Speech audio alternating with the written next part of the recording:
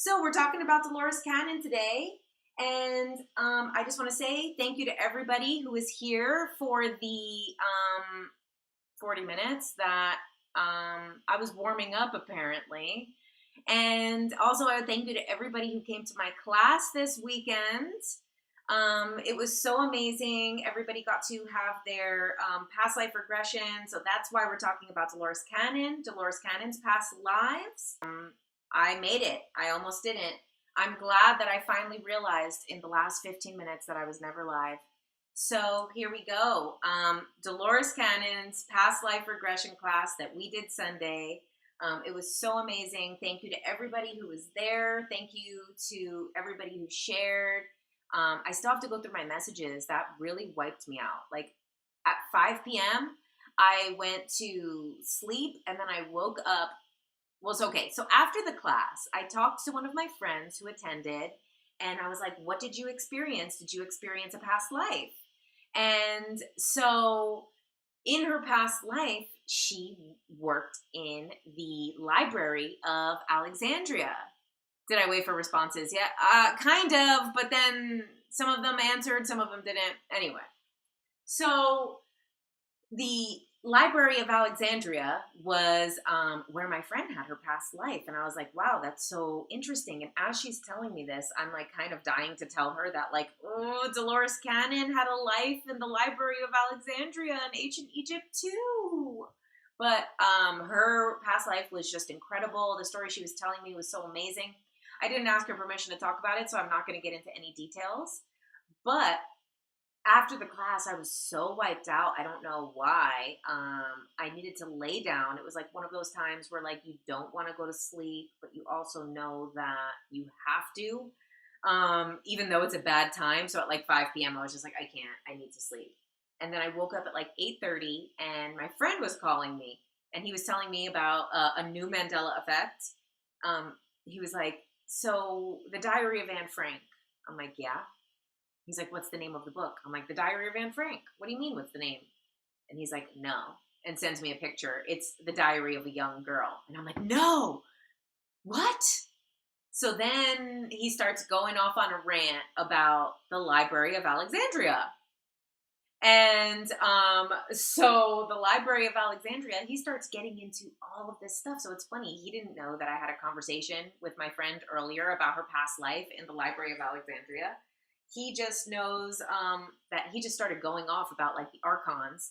And I don't know, what you guys know about archons, but it's something like a word that comes from like Gnosticism and from these ancient scrolls that were recovered in the 1940s. And these scrolls were believed to be saved and secured from the Library of Alexandria. So then he starts talking about the archons, and he's like, starts talking about the Library of Alexandria. And then he basically starts going like full-blown gossip of what went down in the Library of Alexandria. And he's like, there was this woman, Hypatia. And he's like, and then Hypatia was like in charge of all of the stuff. And basically like, she was doing all of this like wisdom, this ancient knowledge. And that when like the Romans or whoever it was that came and burned down the library, Hypatia gave the information to someone for the person to save it and get it out of the fire. And he's telling me this whole thing. And I'm like, yo, this is the second time today that I am dying to tell someone that Dolores Cannon had a past life in the Library of Alexandria. And so I'm like, Dolores Cannon had a past life in the Library of Alexandria. And he's like, oh my God, what if she was the little boy who saved the scrolls? And I was like, that's fucking crazy, because in her past life regression, which was one of the number one questions that came up when I said we were going to talk about Dolores Cannon today, was, has Dolores Cannon been regressed herself? What was some of her past lives? There's only two that I know of personally. One of them is a bit on the boring side, so we're just going to talk about the Alexandria one. And basically, in her life in Alexandria, she was a little boy who became an apprentice to some type of teacher, lecturer who was there, some type of scholar. And she used to help with the scrolls. And then when it was burning down, she was able to just save a couple scrolls.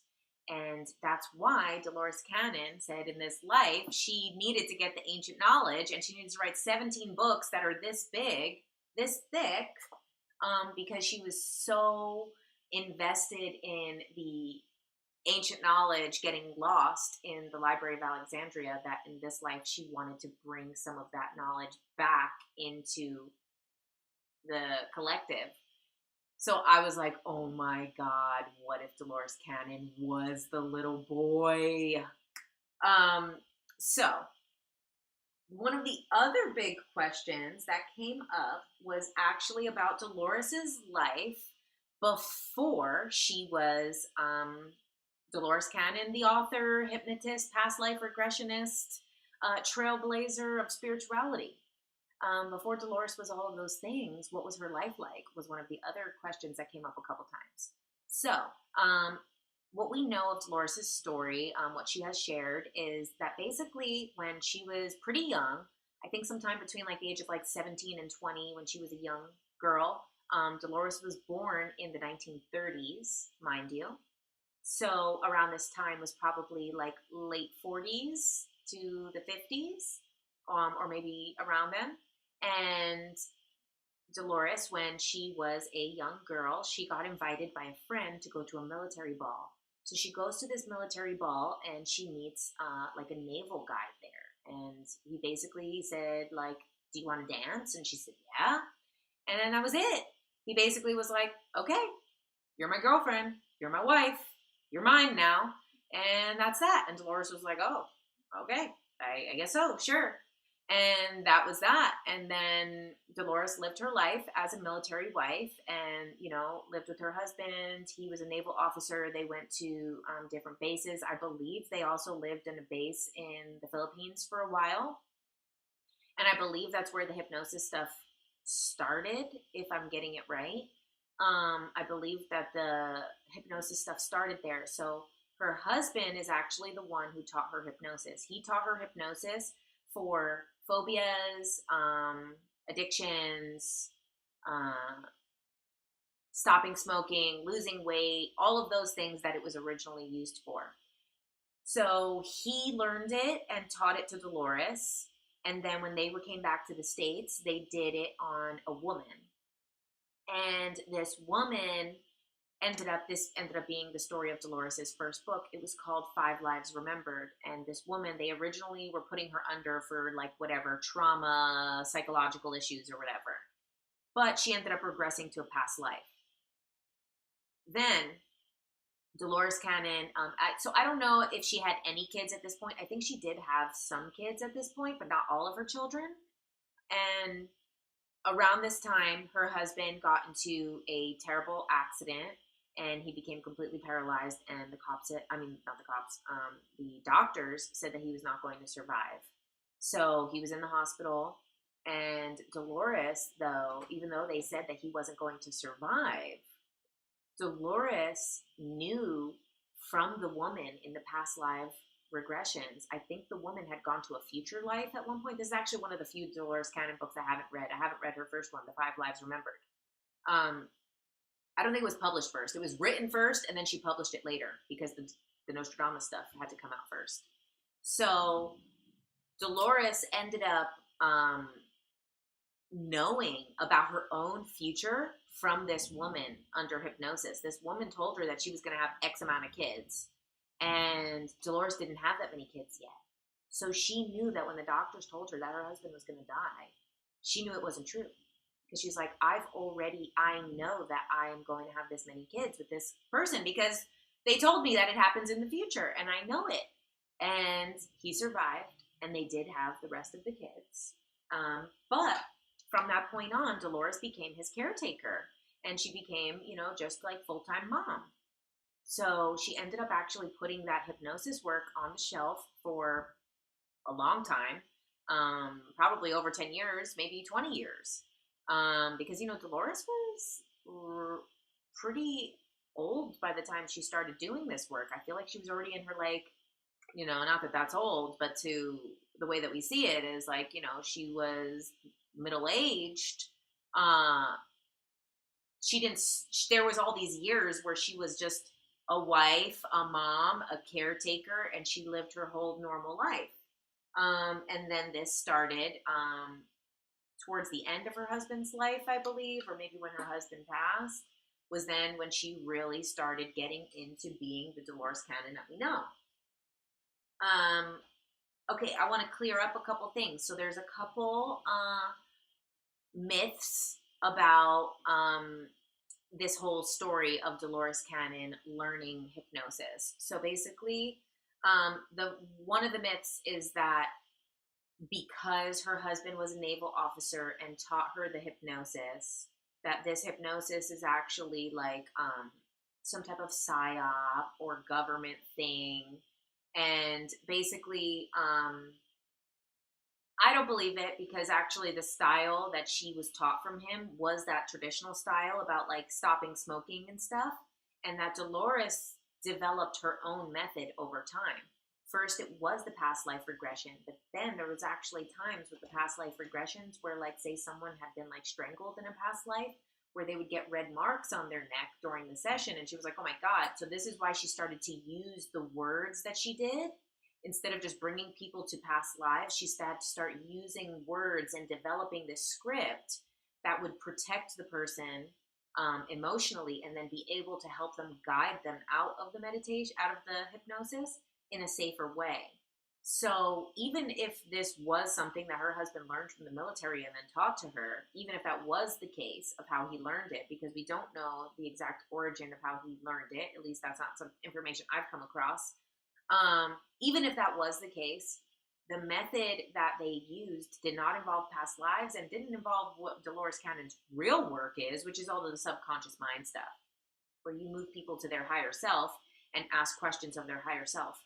So none of that was ever a part of Dolores's original hypnosis that was taught to her by her husband. So this all developed over the course of 40 years that she did this, where she developed that script to make it safer for the person. The other misconception that I hear a lot regarding this hypnosis, similar type of rumor about Dolores that I want to clear up. People say that she only worked on mental patients. I don't know where that came from. We already know that there was many normal people that had sessions with Dolores, but even still, there was people like Regina Meredith from Gaia TV, Open Minds. She was actually in Dolores Cannon's, I think, Convoluted Universe book 3. She has a past life in Atlantis that is featured in that book, but she doesn't say who it is. But Regina has come out and said that that is her transcript from her past life that was used in the book. Barbara Lamb, who is also a famous hypnotist who works with alien abductees.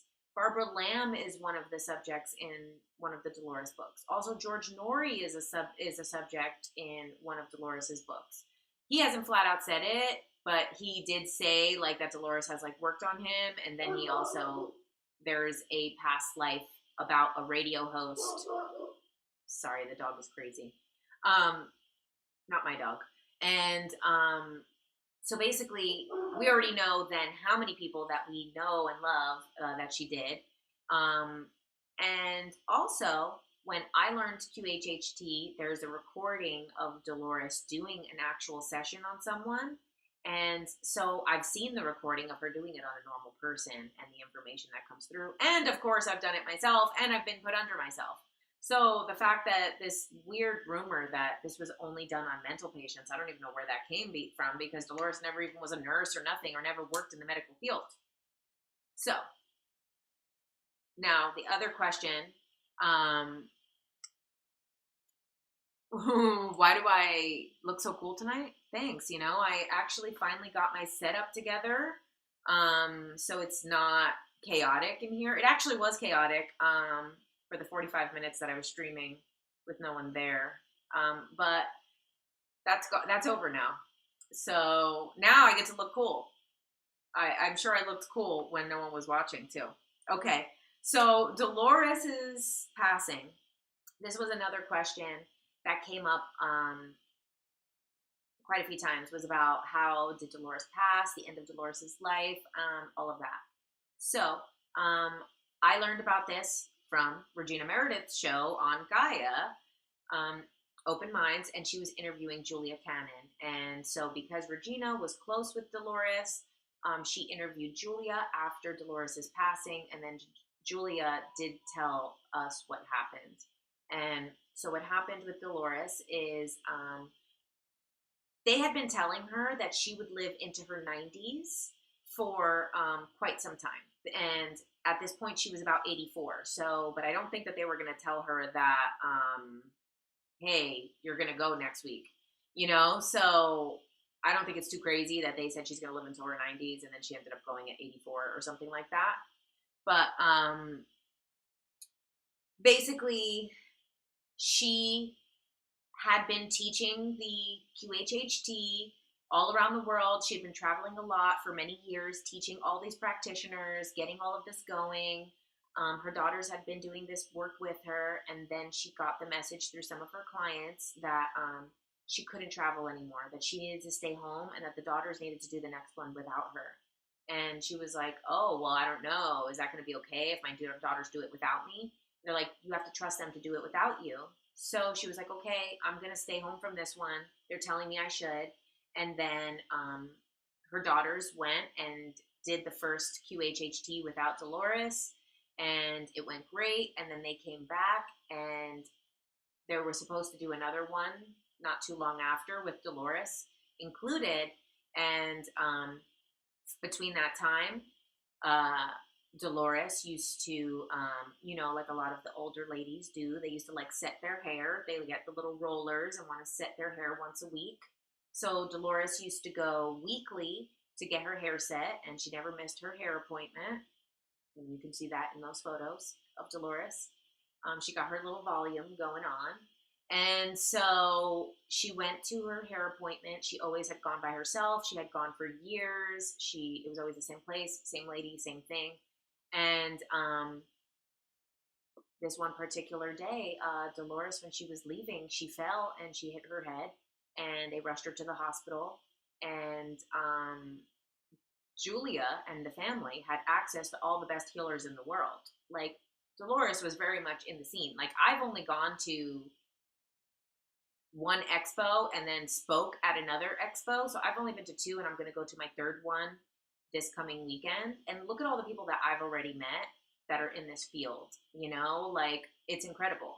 So I can only imagine the work that Dolores was doing and all of the stuff. Like, Dolores knew everybody, I bet. And so they had access to the best healers in the world, and they had the best people working on Dolores from everywhere. And what Julia, her daughter, says is that basically these healers, a lot of them were getting the message that Dolores wasn't going to take the help, that she was ready to go. And she didn't want to be healed, and she was ready. And so they needed to accept it, and then she passed. And when I heard about this, I cried so hard. I was like, oh, Dolores hit her head. Oh, God. I was like, please, I didn't want to know this. But now we could talk about Dolores in the afterlife. So, as you guys know, I've teased this interview a bunch of times. I know you guys are the core people, so I'm just going to tell you what Sarah Brexman Cosme said in the interview, because I am going to still post it. My friend Chelsea came over and she helped me edit the interviews down to like 2 minutes. But we wanted to ask Sarah Brexman Cosme about Dolores Cannon coming through in sessions. Where is Dolores now? Is she incarnated? So just to give you a little teaser, spoiler of some of that stuff, because I know you guys are going to watch it anyway when it comes out on TikTok. But in the meantime, while we're talking about Dolores, we can't leave that out. So, yes, Dolores does come through in sessions.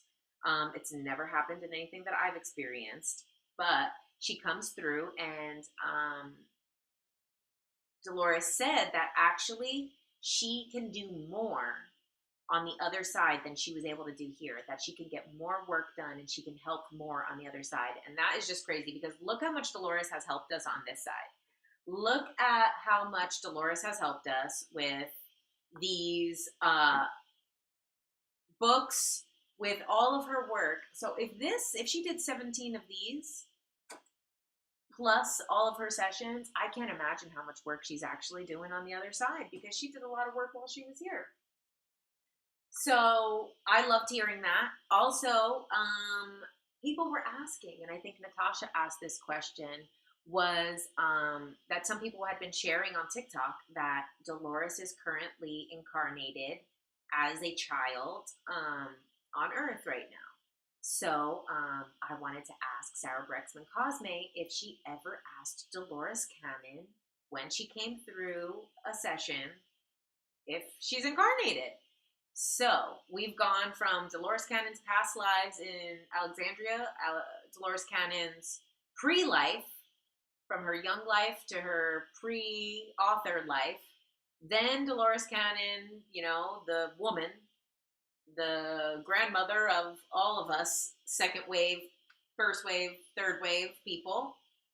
And then we went to the afterlife, and now what about Dolores's next life? So Sarah Brexman Cosme was actually so chill and so open-minded about it. Like she was like, oh, I actually have asked Dolores where she is, and she says she's not currently incarnated, but Sarah Brexman, she's just so open-minded, and she's like, but I will ask her again the next time she comes through. I will ask if she is. She says, but it wasn't that long ago. The last time it happened, the last session that it did was pretty recent. And so she said it was pretty recent that Dolores said she's not incarnated. So I don't know how old that kid is on TikTok, but I think the kid is obviously older than the last time that Sarah Brexman asked.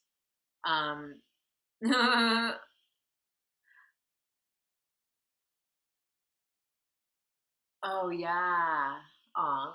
So, okay, so there we go. We've gone through Dolores's whole life. Now, let's talk a little bit about this,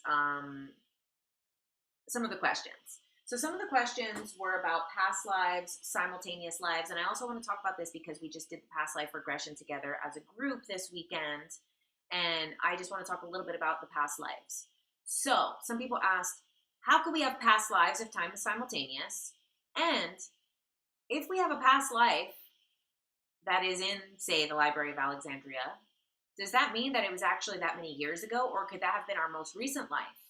Or could that even be a future life that we go back to Alexandria in our past?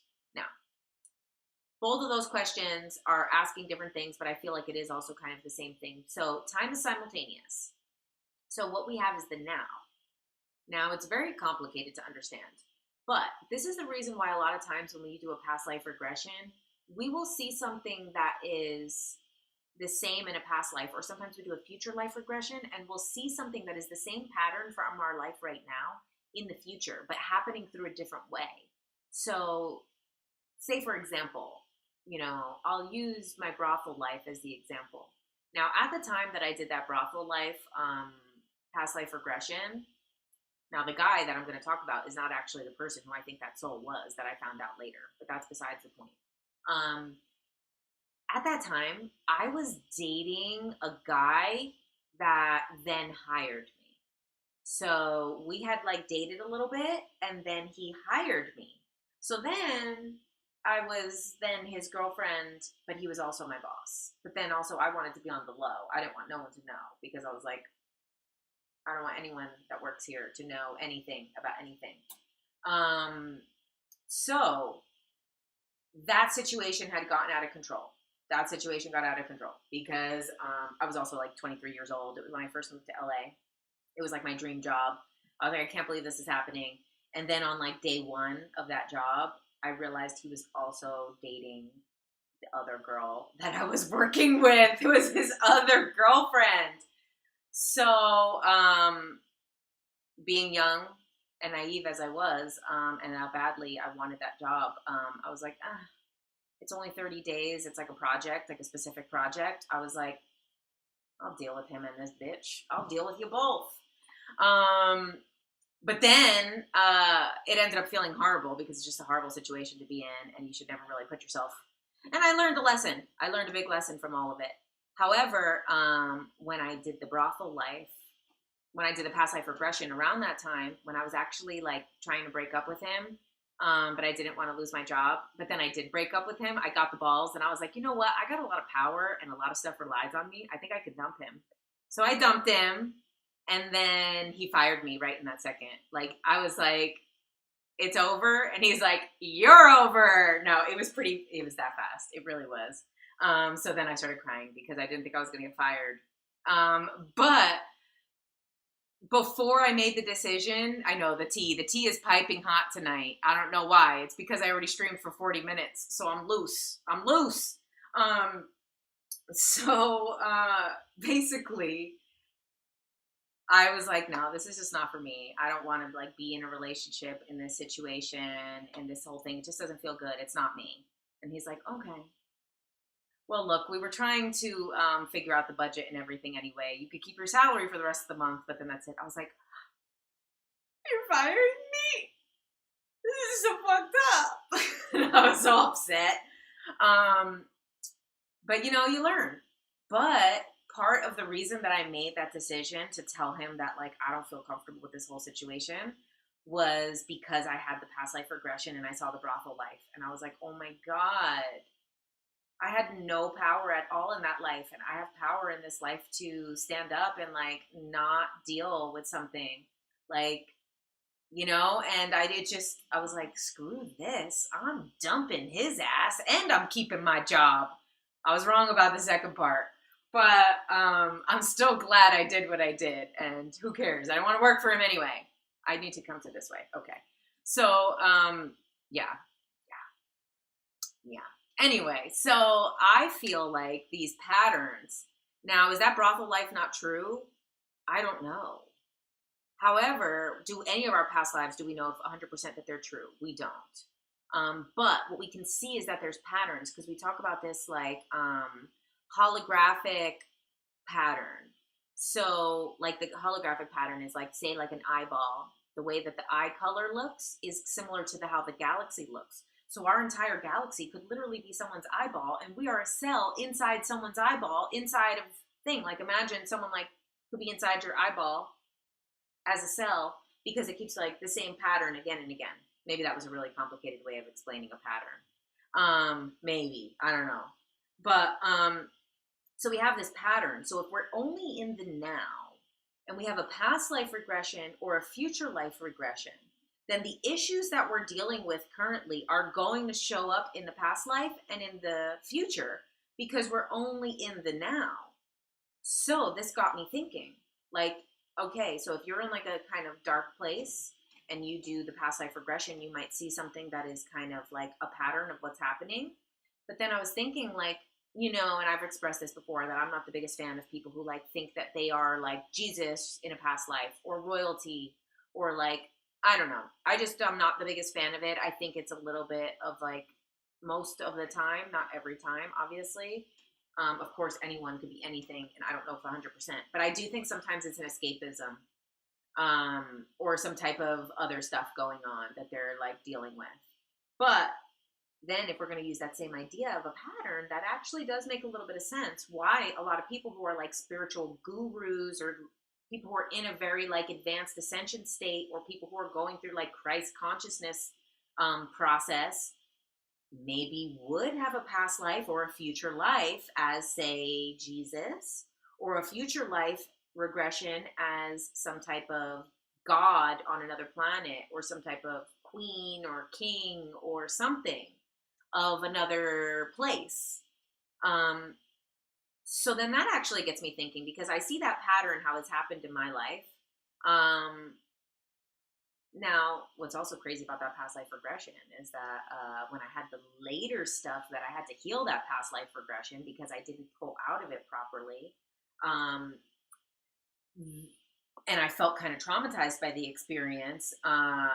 When I did that regression, I actually felt I didn't do a regression. I did a meditation on it, and I felt like I asked that man in that life, like kind of what our lesson, what he learned from it, what I learned from it. And when that was like explained to me, you're so late. Laura, so am I. don't worry, you're so late. I was so late. I was the latest one of all, so don't worry. But yeah, so that pattern happens. So that can also kind of go to simultaneous lives. And then that other person's question, which was about the time between lives. So say if we had a past life in BC, does that actually mean that it was over 2,000 years ago? Or could our most previous life have been 2,000 years ago? Or could our next life be 2,000 years ago? I think all are possible.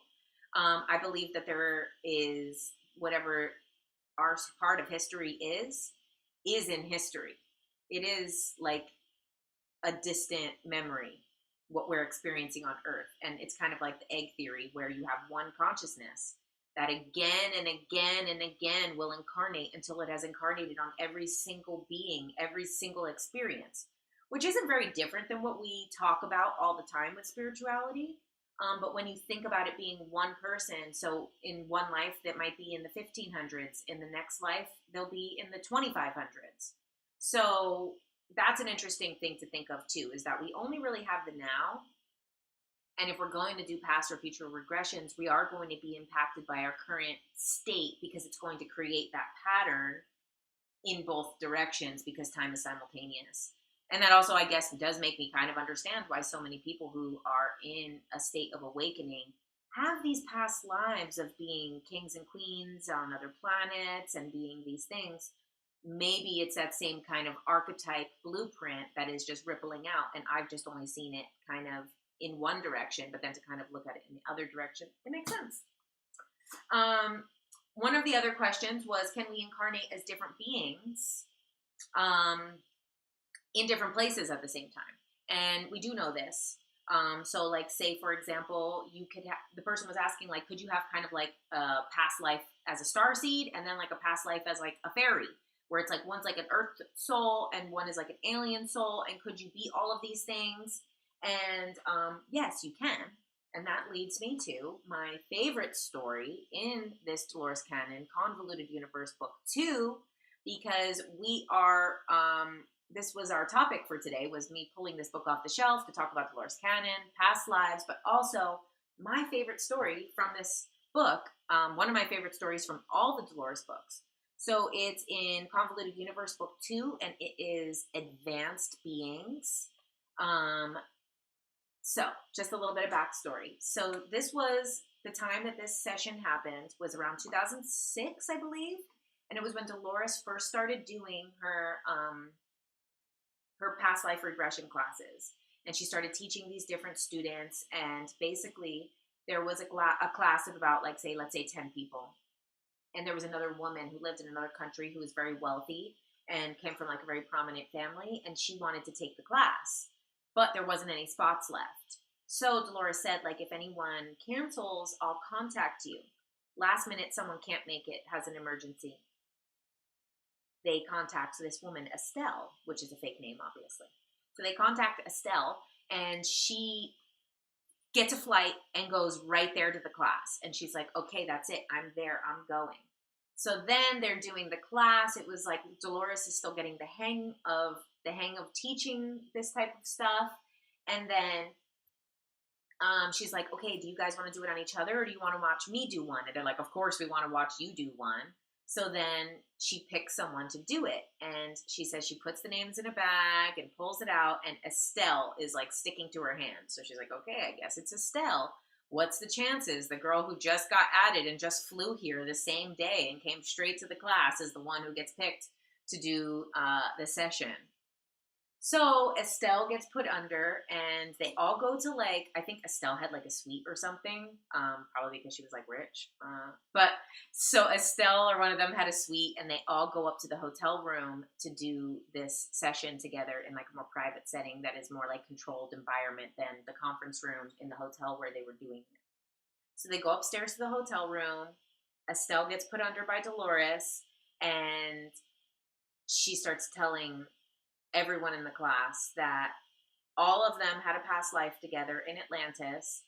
That was the reason why the other person had to be removed from the class, because they weren't part of the original group. So this person had like some type of stuff come on in their life so that they could get out of the picture. so that Estelle could come in, because Estelle needed to be with this whole group of people because they've already done this before in a past life. They've already done this work. They've already done it in Atlantis one time. And I think they said Dolores was included in that group. And then Estelle starts saying she's not a human. She's only projecting a human mask, a human persona for people to perceive that it's not her real identity.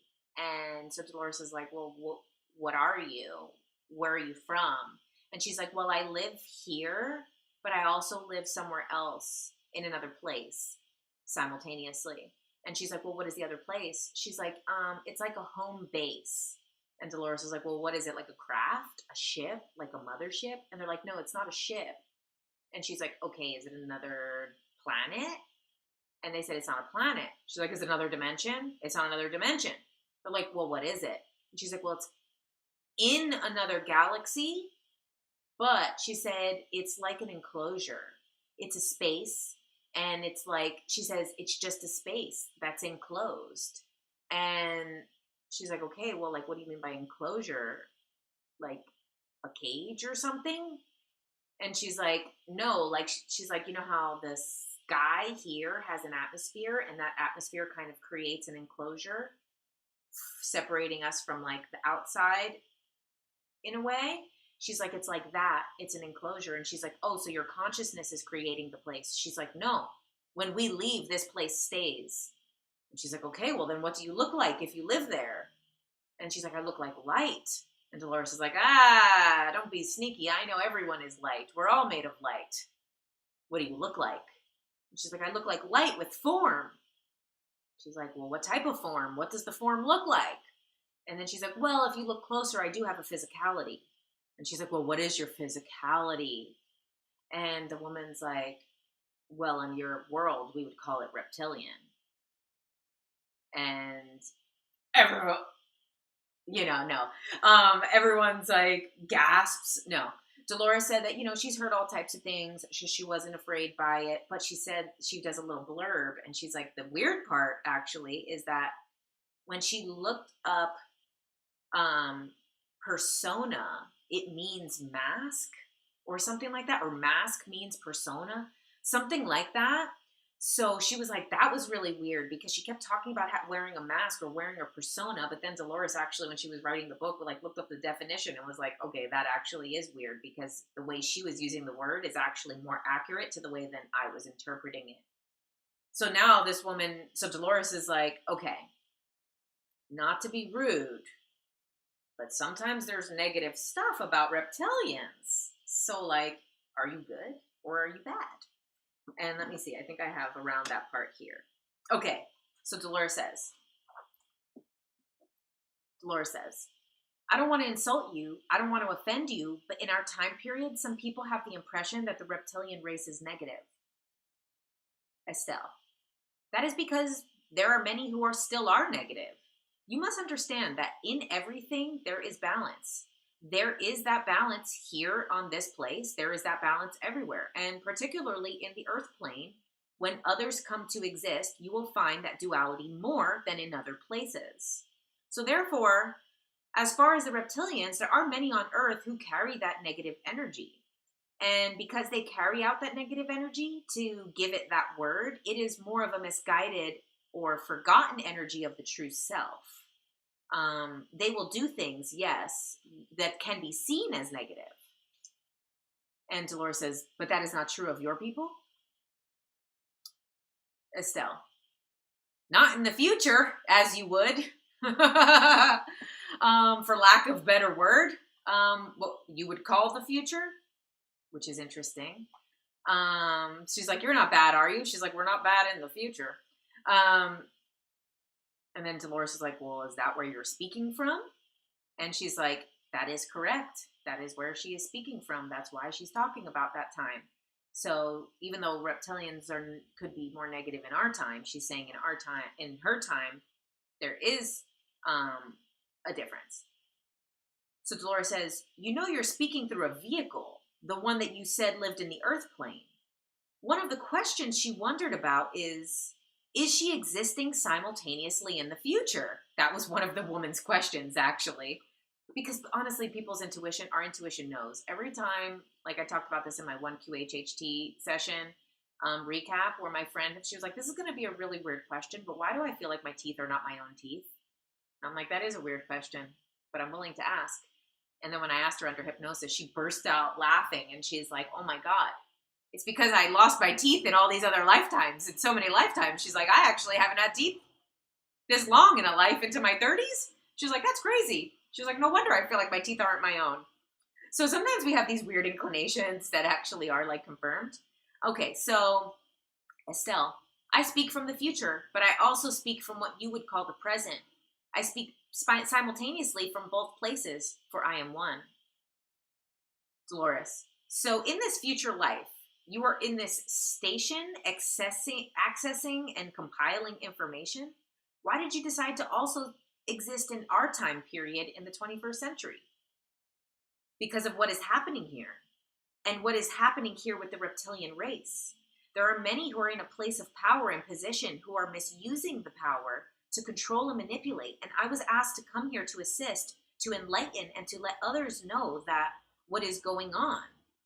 For a few cannot control the whole, and because the whole is not aware, they are allowing the few to control and to manipulate. Dolores, so you choose to come back simultaneously as you are existing there to have part of your energy or whatever enter a physical body? Estelle, sigh. I did not enter a physical body. Like she already just told her. I shape-shifted into a physical body. But in order to have my energies here to resonate with this planet, which is dense, to be able to survive in this dense energy, I needed to be born through a physical being. But the people that I chose to come through, one, the father is also reptilian, meaning Estelle's father is reptilian. He has always been reptilian in all of his existences. He has chosen not to experience any other type of existence.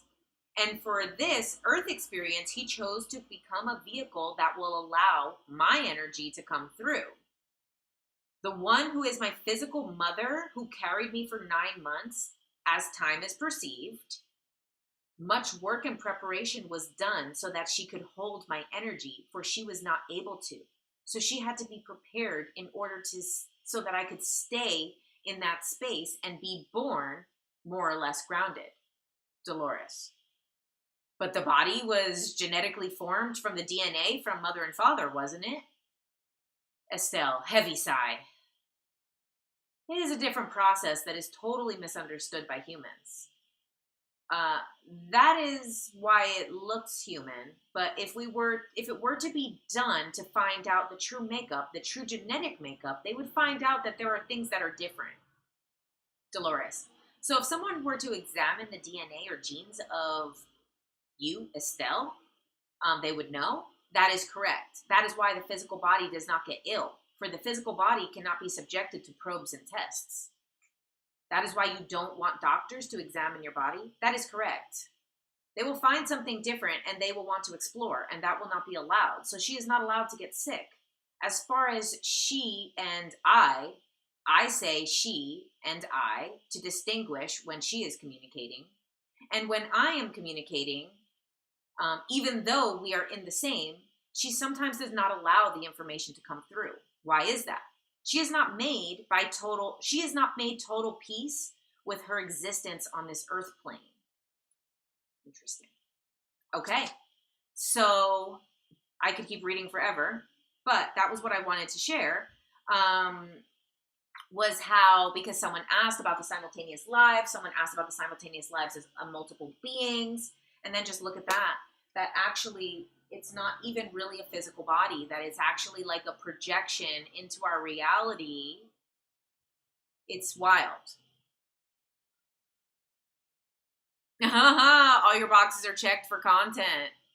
Wow. Well, thank you guys. Let me see. Did I have another question?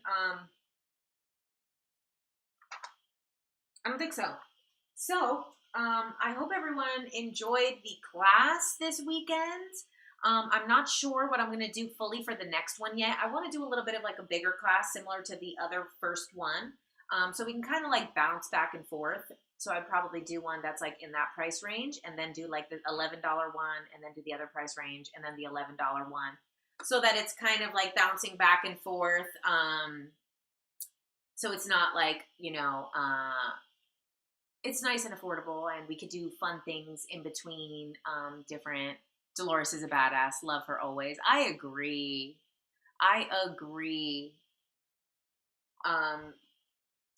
But we've got plenty of good things coming up. I'm working on some different projects. There's going to be new content coming. I have my new stuff that I'm going to be putting on TikTok soon is going to be actually my different interviews that I've been doing, and I want to put them together in a little bit of different way, just because, the way that I originally was doing content on TikTok is not sustainable for me to keep doing it that way, because those are 10 years of books that I've read, and I don't have 10 years to read in between each season, or series. So what I'm thinking now is, I did my first year on TikTok really just like pouring out all of this information. Now, this second year that I've been on TikTok, I haven't posted much, but I've been doing these like interviews, conferences, talking to the people directly, getting the actual information directly from the sources, connecting with Linda. Oh my gosh, I have a meeting tomorrow that I haven't reached out about. Tomorrow I'm actually going to interview, or I'm supposed to be interviewing with Whitley Strieber, who I have his book over there on my shelf. I'm really excited for that. So that's kind of the thing is, I've been doing all of this different stuff, and I kind of want to do, like, for my next series, I'm going to do the Ultra Report, and it's going to be kind of like 60 minutes, but 7 minutes on, like, different topics, and I'm going to go, like, into a topic, like, say, for example, I went and drove to that woman who's a part of the mystery school, and I asked her some questions about the mystery school. So then say I'll do an episode about the mystery schools, and then be like, now let's talk to someone who's a member of one, and how you could join one if you wanted. So I'm going to kind of do that because I feel like also my content is evolving in a different way, because I love all the stuff I did with my books, and I'm always going to have my books, but also I want to talk to the people directly. I want to get the actual information, connect with the people and just ask them directly, and even though that's not everything, it just like makes it more exciting for everyone, and it just like elevates the information because now we're starting to get it directly from the source. So this coming weekend, I'm going to be at Portal to Ascension. It's a expo in San Diego. I'm going to be there Saturday all day. Linda Moulton Howe is speaking. Oh my God, why am I blanking? Ishmael Perez is speaking. There's a ton of other people that are speaking that I can't think of right now. Oh, and also, if you guys know Geraldine, that she talks about the hybrids, I'm not really familiar with her work. I'm just learning it now, but she's going to be there, and I'm going to reach out to her because I want to do one of my segments on the hybrids, because I talked a little bit about it with Linda, and then now when I get a little bit of information from Geraldine, and put a hybrid episode together. So that's what I'm going to be working on. Thank you so much, guys. This is amazing. As always, I hope that this stream came out clear and didn't drop any frames and all of that. Thank you, everybody, for waiting 40 minutes. You guys are the sweetest. I can't believe I talked to myself for 40 minutes. But it actually came out a lot smoother the second time, so maybe that's what was needed. Maybe that's what Dolores wanted me to do today. Dolores wanted me to get a little dry run in, and then do the real thing with everybody. Oh, you can't recall anything. Okay, so I am going to send out the recording. Sorry, I've been delaying on that.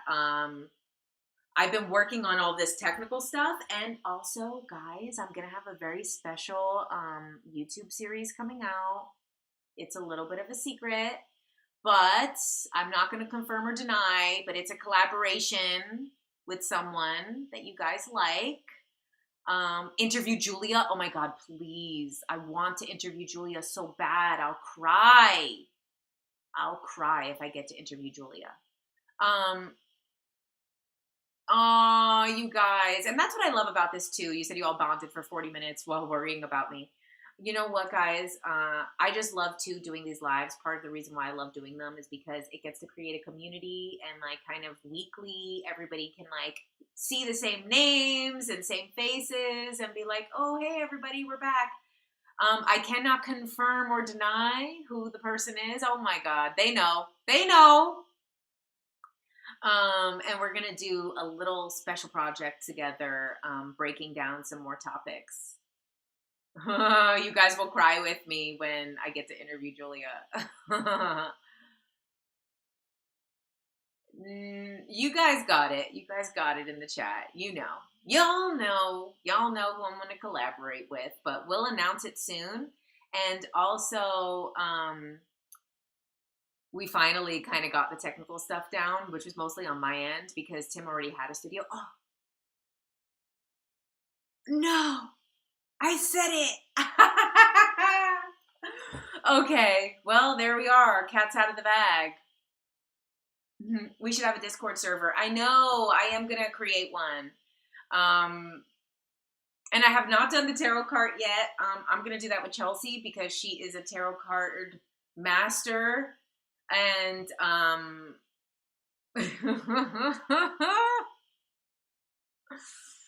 okay, spilled the beans. Oh my God, no, it's not Haley at all. That's not the case. No, it's a collaboration. You guys all knew. Okay, well, everybody, thank you.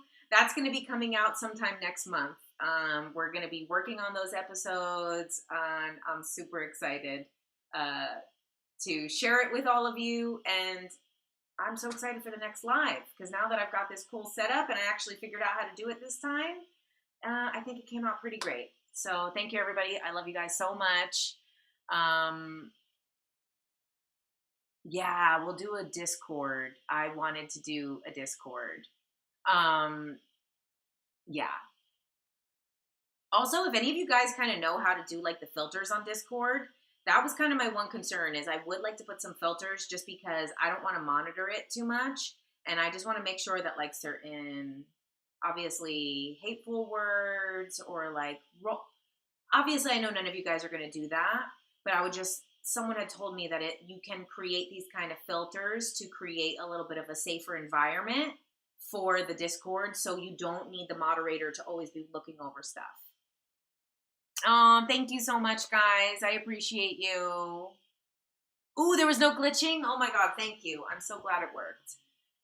Well, everybody, we'll see you next week. And thank you so much for waiting it out and waiting the 40 minutes. It's embarrassing. All right, thank you. Love you. And I will get moderators, I will. But I do want those filters because I feel like that's kind of